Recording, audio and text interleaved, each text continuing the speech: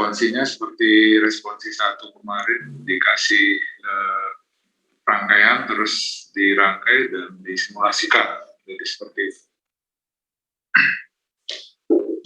Untuk pertemuan kali ini, pertemuan terakhir ini, pembahasan kita masih tentang aplikasi rangkaian elektronika.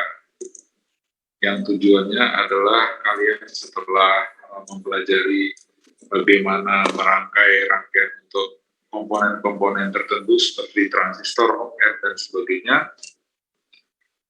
sudah saatnya kita mencoba untuk merangkai rangkaian elektronika yang sudah diterapkan atau diaplikasikan. Salah satunya yang akan kita bahas sudah 2 minggu ya. Minggu lalu kita menggunakan rangkaiannya menggunakan sensor LDR, dan hari ini kita akan coba menggunakan salah satu sensor lain yang namanya PIR, PIR. Mungkin dari kalian ada yang pernah mendengar apa itu sensor PIR?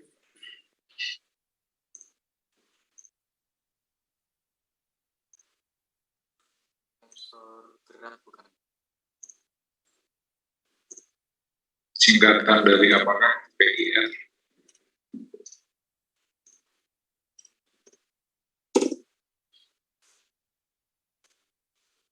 Pasif infrared, Pak. Oke, pasif infrared. Infrared kan sinar inframerah. Pasif ya pasif, tidak aktif ya. Cara kerjanya ada yang tahu? Coba browsing nggak? Googling nggak? Jadi setiap saya tanya langsung googling nggak masalah. Malah itu yang bagus ya, jadi cari tahu. Silakan sambil googling. Cara kerja PIR seperti apa? Cara kerjanya itu Pak, sensor elektronik yang mengukur cahaya inframerah, membaca dari benda-benda di lapangan pandang Pak. Oke. Terus juga mereka PIR sensor itu paling sering digunakan dalam detektor gerak berbasis PIR. Oke, boleh. Yang berikutnya ada pendapat lain? Bagaimana cara kerja PIR sensor? Pasif infrared sensor.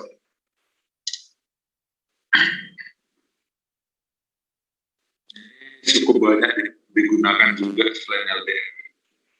Banyak dipakai. Jadi penting untuk diketahui ya cara kerjanya seperti itu. Dan kita akan rangkai nanti kombinasikan dengan komponen elektronika yang sudah kita pelajari. Oke, yang lain silakan. Pak, di sini kalau di Depis Proteus kok nggak ada PIR ya Pak? Itu harus download sendiri ya Pak? Nah, itu nanti akan saya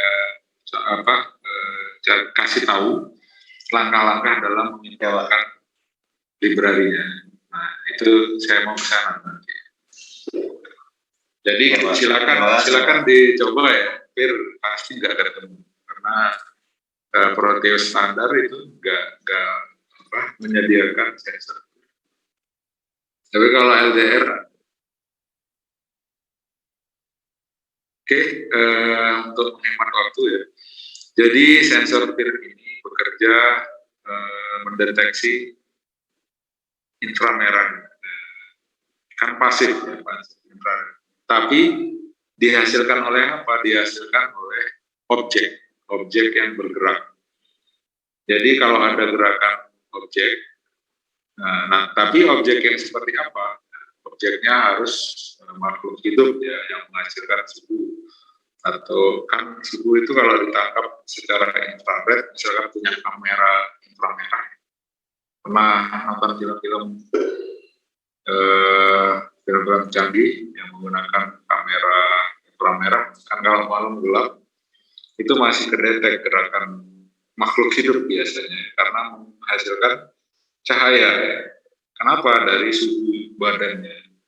Makanya yang kedeteksi oleh PIR ini hanya makhluk hidup, bisa hewan, bisa manusia. Tadi kembali ke tadi, jadi kamera infrared itu dia mendeteksi pergerakan makhluk hidup. Kalau masih ingat ya, bayangin film-film canggih. Nah, kalau PIR ini dia bukan kamera, tapi dia sama mendeteksi juga. Harus ada gerakan dari makhluk hidup ya yang memancarkan suhu yang menghasilkan infrared, cahaya yang ditangkap oleh infrared. Nah, nanti kalian bisa browsing sendiri, googling sendiri cara kerjanya lebih detail. Kemudian kalau di rangkaian ini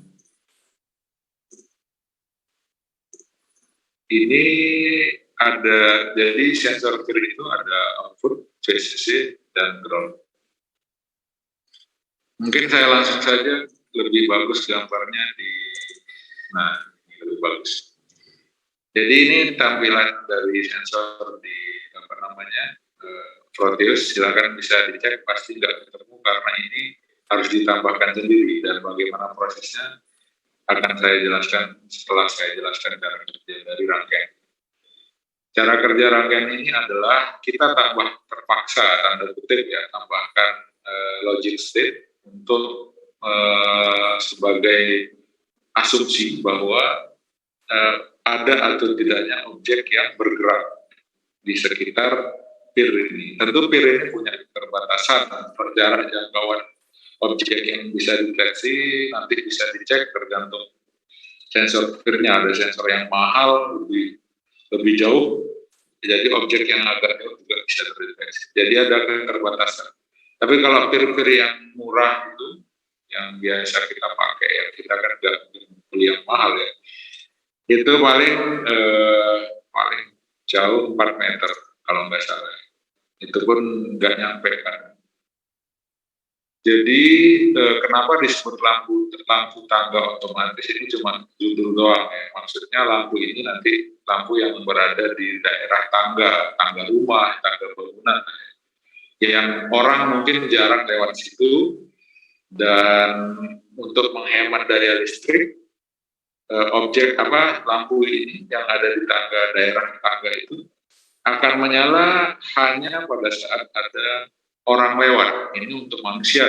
Kalau ada hewan juga pasti nyala karena terdetek juga kan sama PIR.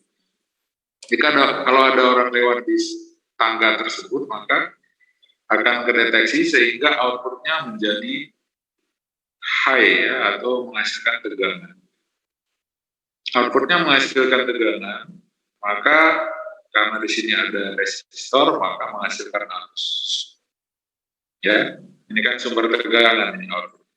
Karena ada resistor menghasilkan arus basis, karena ini transistor BJT. Ya. Kalau transistor MOSFET nggak perlu ada resistor karena butuhnya tegangan. Tapi karena kita menggunakan transistor BJT, maka kita tambahkan R untuk menghasilkan arus basis. Ya. Arus basis inilah yang menentukan mengalir atau tidaknya arus kolektor, sehingga ini menjadi loop tertutup dari sumber ini. Oke, jadi kalau ada posisi satu gini dianggap ada objek lewat, maka menghasilkan sumber tegangan.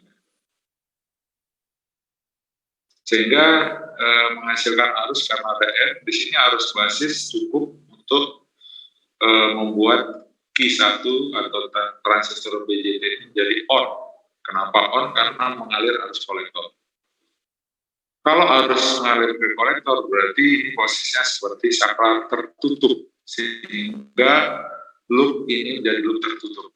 Kalau loop tertutup, arus kan mengalir dari sumber tegangan ini, baterai, melewati kumparan dari, seperti minggu lalu saya jelaskan cara kerja relay. Relay ini bekerja berdasarkan prinsip elektromagnetik. Artinya kalau ada arus mengalir melewati kumparannya, maka akan menghasilkan magnet, menghasilkan oleh listrik. Sehingga ini akan ketarik, plat yang ada di relay ini ketarik, karena ini ada magnetnya. Sehingga lampu loop yang di atas ini juga loop tertutup jadinya ya kan. Ini loop harus kuat ya, yang sumbernya PLN. Ini lampu bolam gitu ya. Sehingga mengalirkan arus ke bolam dan lampu bolamnya. Kemudian posisi 0 berarti nggak ada tegangan output, sehingga arus juga nol ya kan. Kalau arus basis nol, tentu nggak ada arus kolektor yang mengalir, sehingga ini menjadi saklar terbuka atau loop terbuka. Kalau loop terbuka, maka tidak ada arus yang melewati kumparan ini, sehingga tidak ada medan magnetik, maka plat tadi akan kembali ke posisi semula, posisi awal ya. Karena secara default posisinya adalah di sini. Jadi dia akan ketarik cuma kalau ada medan magnet. Kalau nggak ada medan magnet, balik lagi. Maka lampu akan mati. Jadi seperti itulah cara kerja dari rangkaian ini. Cukup sederhana, tapi cukup bagus juga kalau diterapkan. Oke, jadi begitu cara kerja rangkaian ini. Sekarang PR-nya adalah karena di Proteus nggak menyiapkan PIR, maka kita harus mengimportkan library dari PIR sensor. Caranya bagaimana? Tentu kita download dulu library-nya, file library.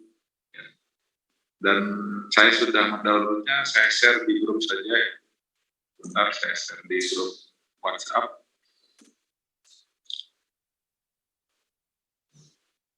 Soalnya kalau cari sendiri nggak masalah, cuma nanti variatif, ada yang kurang bagus, ada yang bagus.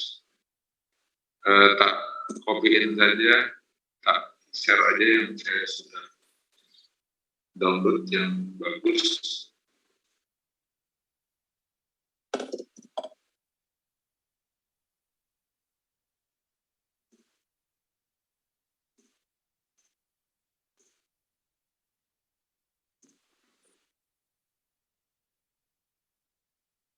Oke, saya sudah share di grup LK Analog 4.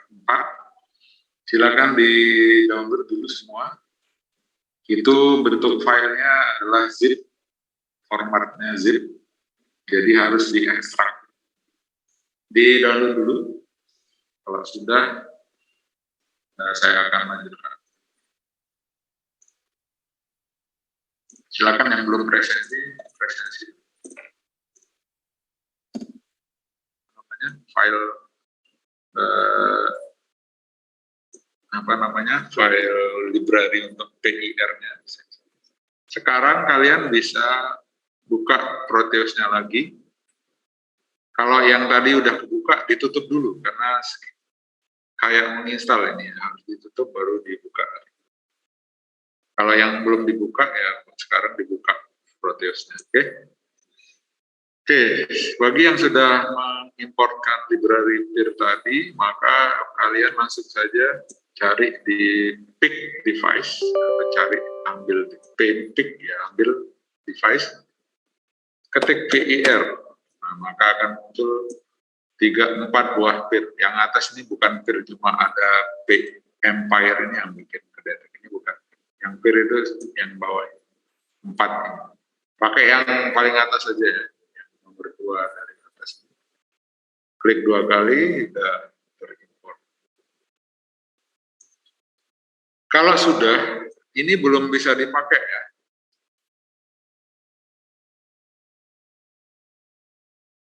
Ini nggak bisa langsung dipakai, harus disetting. Kenapa? Karena ada di dalamnya itu program file. Perhatikan, klik 2 kali. Silakan dibuka dulu PIR-nya, baru diklik 2 kali. Mohon maaf Pak, share screen-nya tidak tampil Pak, masih di file yang itu. Sorry. Sekarang udah? Sudah Pak. Nah, sekarang perhatikan ini nggak bisa dipakai langsung, harus disetting lagi. Klik 2 kali, setelah kalian tampilkan PIR-nya. Nah, di sini program file ini penting. Kenapa? Dia harus tertuju pada library tadi di file.hex. Ya, file.hex. Perhatikan, kalau bingung gini aja langsung ke sini. Di sini ada tanda kayak folder yang terbuka, kalian klik aja. Nah, kalau saya kan udah di library, udah tak open ya. Tapi kalau belum, kembali ke tadi ya, nyari posisi library C, program files 86, nyari library tadi sama. Lab Center, karena kita kan nyimpannya di sana. Proteus 8, library. Nah, muncul .hex ini yang dibutuhkan oleh sensor peer ini, .hex. Jadi inilah program yang bekerja di situ. Kita klik baru open atau klik 2 kali sama saja. Jangan nggak diklik gini terus open, ya apa yang di open nggak ada. Diklik dulu, baru di open atau klik 2 kali. Oke, baru oke. Kalau sudah baru bisa dipakai. Kalau tidak seperti itu pasti error ya, karena program yang bekerja di situ nggak sesuai. Sekarang kalau sudah, sekarang kita bisa pakai. Mbak lihat punya saya. Run. Nah, ini kan kondisi nggak ada orang, output tegangan output 0 sehingga arus juga 0, bla bla bla. Sudah saya jelaskan. Posisi ada orang lewat, nah, nyala ya. Oke, nanti silakan dijelaskan pas sambil apa namanya share screen. Oke, sudah jelas di sini ya. Tapi jangan bilang logic state 0 baru gini, bukan. Logic state ini supaya asumsi saja bahwa ada orang lewat. Kan kita nggak bisa, keterbatasan kemampuan dari simulator Proteus kan. Nggak mungkin di sini ada animasi orang lewat. Akhirnya terpaksa diganti logic state. Ini untuk menunjukkan bahwa ada atau tidaknya objek yang melewati peer. Jadi jangan menganggap ini seperti input ini ya, input apa? Input rangkaian digital, bukan. Ini cuma asumsi saja atau perumpamaan bahwa kalau 0 tidak ada objek yang melewati peer, kalau 1 ada objek yang melewati peer ini, dekat peer ini. Yang dideteksi, lebih tepatnya dideteksi oleh peer. Oke, saya ulangi lagi, pada saat tidak ada orang lewat atau tidak ada objek yang bisa terdeteksi oleh peer, maka lampu bolam ini mati ya. Tapi pada saat ada pergerakan, ada orang lewat, maka ini menyala karena tadi sudah saya jelaskan panjang lebar, silakan dijelaskan. Nah, yang menarik satu lagi ya, fungsi dari dioda yang belum saya jelaskan ini terakhir. Sebelum saya jelaskan fungsi dioda, kira-kira kalau pada saat ini on kayak gini, ada nggak arus yang melewati dioda? Arus kan dari sumber baterai ini, ada nggak arus melewati? Ya satu siapa? Kamu? Rumusnya apa ini? Ini lagi di pasar apa di mana?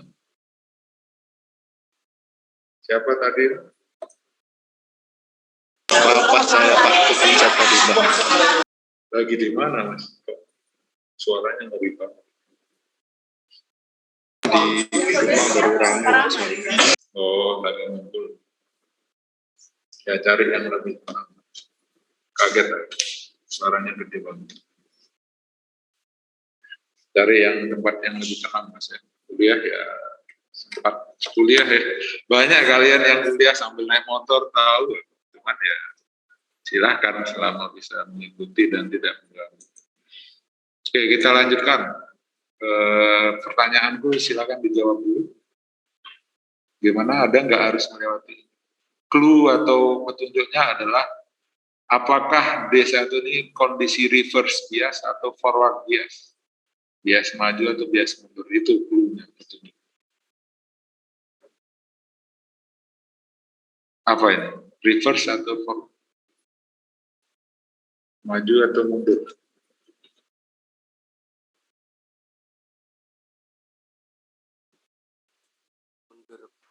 Halo? Mundur.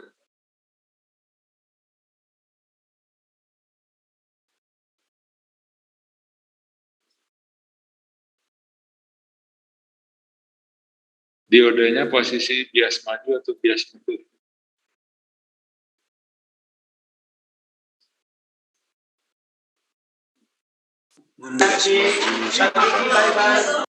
Bias mundur.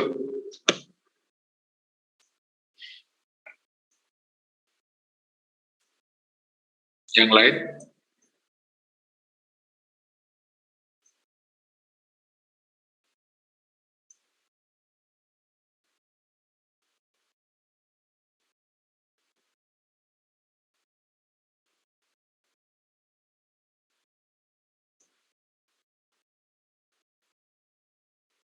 Kalau kayak gini, ini plus ketemu dengan katoda, itu bias maju atau mundur?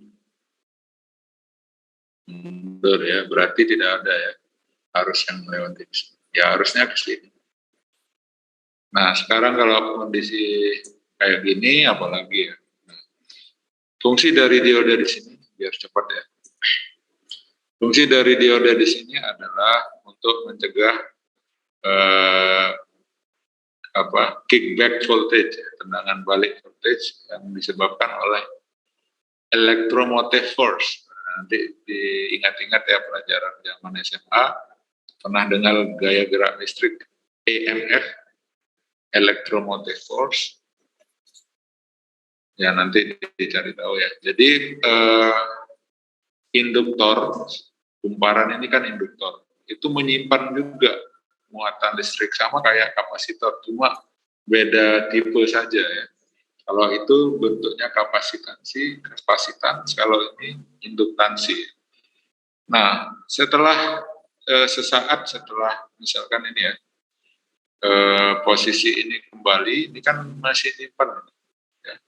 Maka dia akan melepaskan sama kayak kapasitor, melepaskan tegangan muatan yang besar, dan itu bahaya buat komponennya, sehingga ditaruhlah dioda di sini, jadi diputar di sini ya. Jadi itu fungsinya. Jadi sebagai pengaman di sini. Jadi hampir semua kumparan relay biasanya itu untuk mencegah terjadinya kerusakan komponen-komponen yang kita punya, itu ditambahkanlah dioda untuk mencegah adanya muatan yang tiba-tiba dari induktor. Oke, jadi itu guna dari atau manfaat dari dioda ini sebagai pengaman kalau di sini. Oke, jadi itu penjelasannya, silakan dibuat rangkaiannya dan nanti silakan seperti biasa di share screen sambil dijelasin. Cara file hex-nya tadi gimana ya Pak? Gimana? Cara import file hex-nya tadi Pak? Udah download? Nge-setting peer-nya. Ya, yang ini klik 2 kali. Nah, di sini kan ada program file. Kemudian klik tanda folder ini, kita arahkan ke library tadi. Ya, cari library. Tahu kan tempat library-nya? Iya, makasih Pak. Nah, perhatikan dulu setelah ketemu library, cari yang ini, .hex, vir sensor tab.hex. Klik, baru open atau klik 2 kali. Supaya masuk ke program file yang ini. Ya enggak? Supaya masuk ke sini. Baru kita oke, ya. Oke. Terus V-sign ini harus jangan sampai lupa di setting. Ini kan masih nggak ada tegangannya. Kasih amplitude 220 volt dan frekuensi 50 Hz. Oke, silakan dikerjakan. Pak, lihat yang apa? Yang D1-nya, Pak. Kenapa D1? Yang apa? Pesin. D1. Ya, silakan. Ini ya, amplitudo sama frekuensi.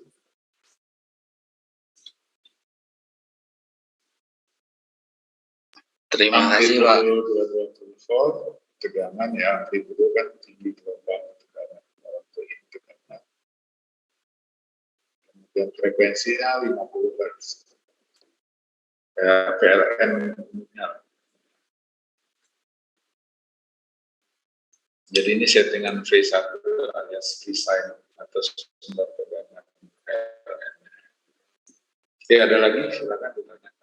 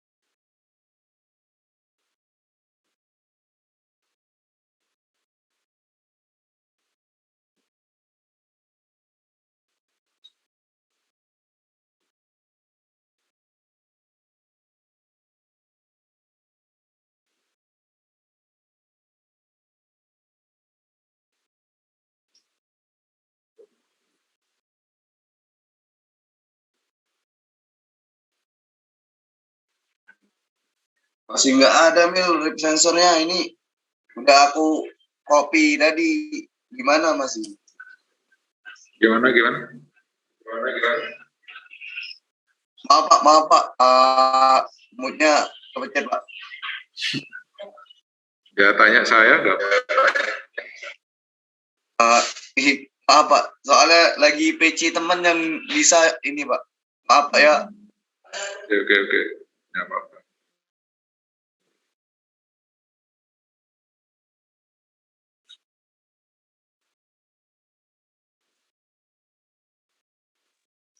Izin bertanya Pak, itu untuk peer-nya yang paling atas itu ya Pak? Ya, pakai yang paling atas aja. Baik Pak.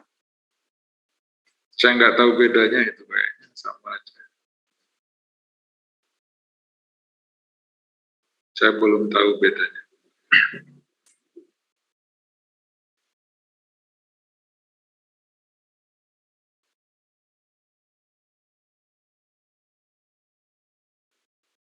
Yang jelas beda warna.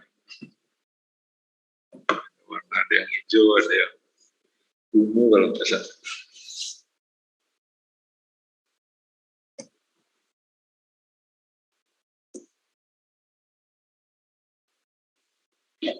Jadi ini sebagai contoh yang bagus ya, bagaimana cara mengimport, bukan menginstal ya, mengimport library ke dalam Proteus. Jadi suatu saat, saya sampai sekarang sering pakai Proteus untuk simulasi ya. Misalkan ya, kita belum beli microcontroller Arduino, mungkin kalian yang pernah dengar Arduino tahu ya, yang belum mungkin nanti cari googling ya, karena Arduino ini banyak dipakai. Kita pengen coba buat program pakai Arduino ceritanya, tapi belum ada duit untuk beli Arduino atau harus beli rangkaian-rangkaian lain kan, masih ribet. Ya udah install di Proteus, sama library gitu ya. Nanti googling aja gimana cara.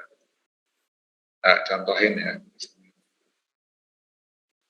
Arduino controller ya. Kalau suatu saat saya ajar kalian microcontroller, maksudnya mata kuliah yang berkaitan dengan microcontroller baru tak ajar. Nah, ini Arduino kalau dosennya saya. Nah, ini ada Arduino Uno, ada Nano. Misalkan Arduino Uno yang paling banyak. Ini microcontroller, jadi kalian bisa latihan lewat Proteus.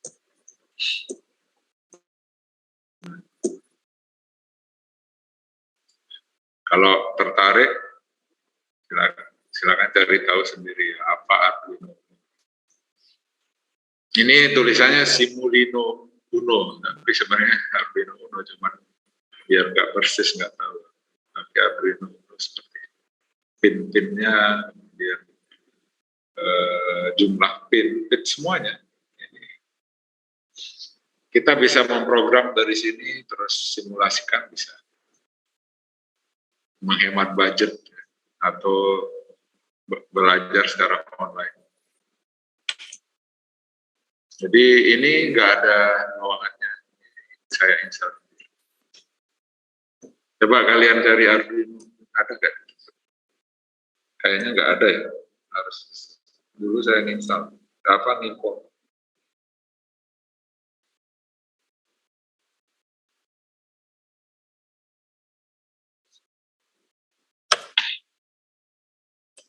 Oke, silakan fokus ke sini ya. Nah, itu pengayaan, nanti kalau tertarik silakan cari tahu. Karena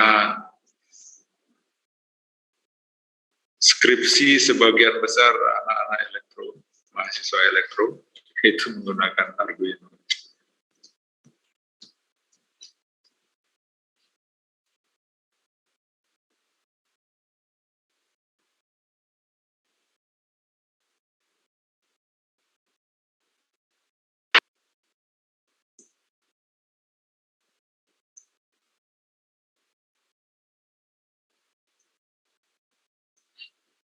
Kalau yang sudah jadi dan mau share screen sambil menjelaskan, langsung kasih tahu ya, biar tak stop share. Terus boleh live langsung, karena sudah jam 5:08 di sini. Boleh live langsung.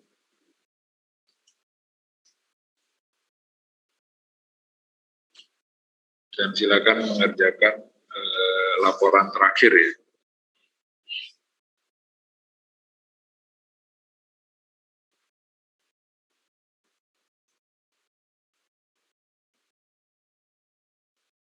Minggu depan respons ya. Iya, depan responsi terakhir, responsi 2.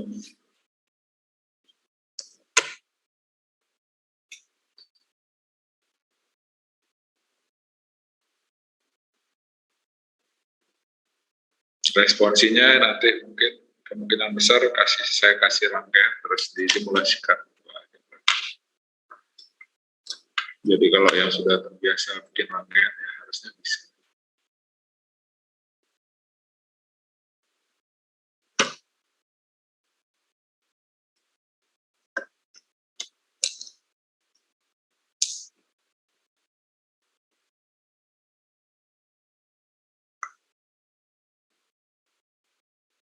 Misalkan hitung tegangan di sini, arus di sini, kan tinggal tambah-tambahin alat ukur kan.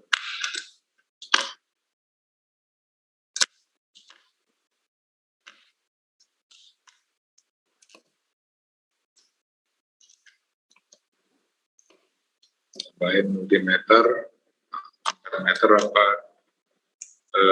voltmeter gitu. AC atau DC. Oke, silakan yang mau duluan langsung dijelaskan sambil disimulasikan sambil dijelaskan.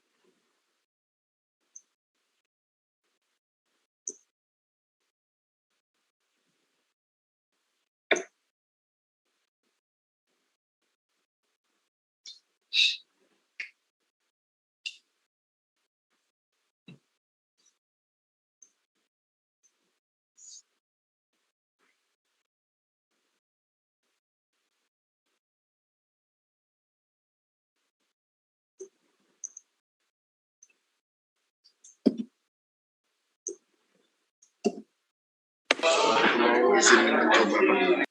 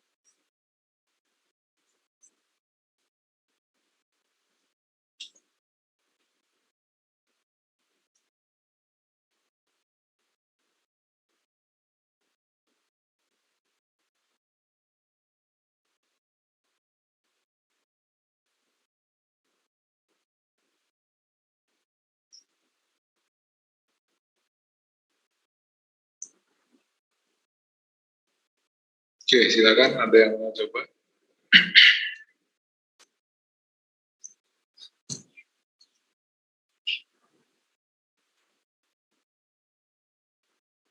Atau yang masih kendala, kasih tahu aja. Share screen gitu, kalau bingung. Yang tadi yang udah di D itu udah tahu nggak? Udah tahu belum? Siapa tadi yang library-nya ada di D katanya? Sudah bisa? Ada di data soalnya, di data, bukan di library langsung gitu. Gimana? Saya izin mencoba Pak. Ya silakan Mas.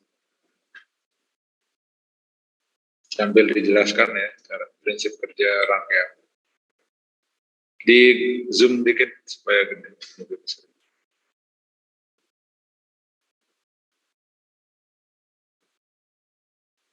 Kalau mau geser pakai yang kiri atas tuh, kayak pas. Di zoom lagi, nah geser di kiri atas, zoom dulu zoom. Nah, kiri atas, nah yang hijau itu.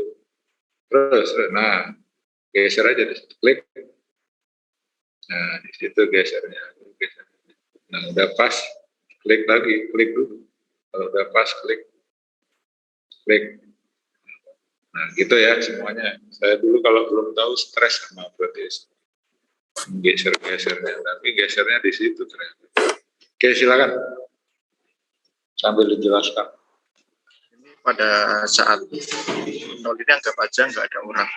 Saat nggak ada orang ini maka di sensor pin ini nggak akan keluar tegangan, maka di bus ini nggak akan ada tegangan mencukupi Pak. Jadi di kaki kolektor sama emitornya ini nggak akan ada nggak aktif gitu. Terus saat kondisi ini satu, anggap aja ada orang. Nah di sini outputnya keluarin tegangan. Nah pada saat output keluarin tegangan, maka di basis ini ada tegangan yang mencukupi sehingga kaki kolektor sama emitter aktif. Lalu diteruskan ke relay. Nah bikin lampu nyala itu Pak. Oke, harus nih saya tanya dikit Mas. Itu yang mengaktifkan transistor BJT tegangan atau arus? Harus Pak. Harus clear ya, BJT itu harus basis. Kalau MOSFET baru tegangan ya, tegangan VGS. Jadi tegangan memang outputnya tegangan. Nah, menghasilkan arus, mengalirkan arus kenapa? Karena ada R ya kan. Jadi arus basis ya, lebih tepatnya. Oke Mas, boleh lift. Terima kasih Pak.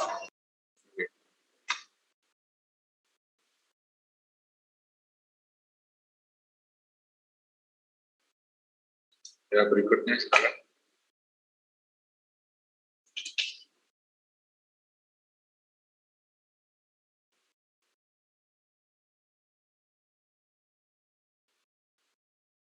Coba share screen.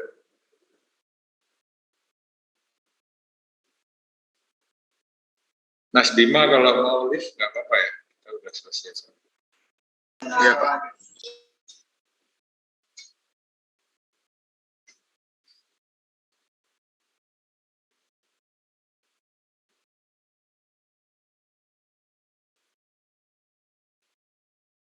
Nah, itu yang terakhir tadi, belum kamu lakukan, yang settingan. Nggak merhatiin. Coba klik 2 kali. Klik 2 kali. Nah, itu klik cari library. Klik itu, klik open. Nah, itu library-nya library file di hasil downloadan atau library DC. Coba klik di tengah. Nah, di situ. Nah, coba ke kiri. Kursornya ke kiri. Terus. Udah bener. Tapi kok ada slash itu ya. Coba ulangi lagi, klik di folder itu.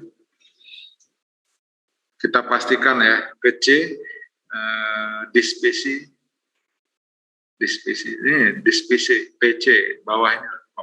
Nah, itu. Kita mulai dari sini. Memastikan aja C. Nah, itu. Terus lanjut sampai di browser.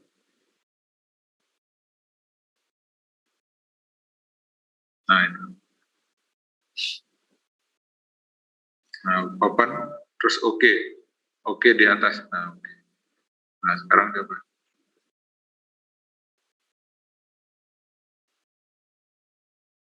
Nah, udah ya. Mau langsung jelasin terus leave atau nanti terserah kamu.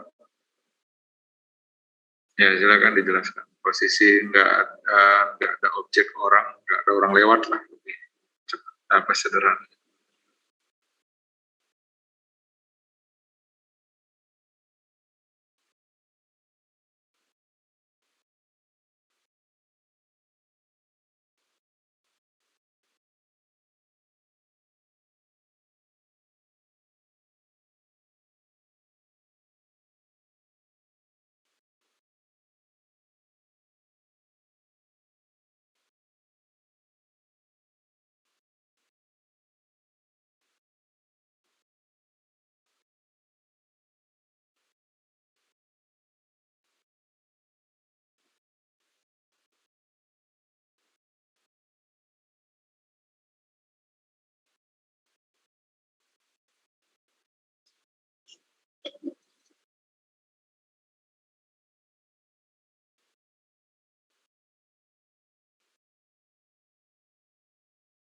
Oke. Silakan boleh di. Saya mau coba, Pak. Silakan.